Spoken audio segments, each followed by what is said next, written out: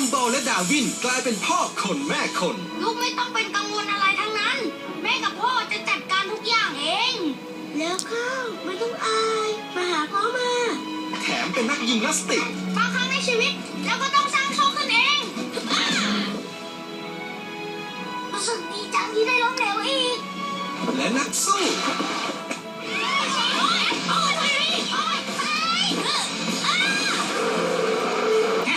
มาปอดแหก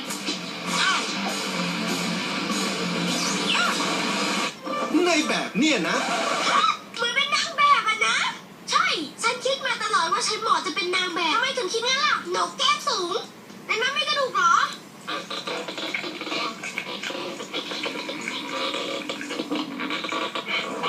โอ้ฮะจริงด้วย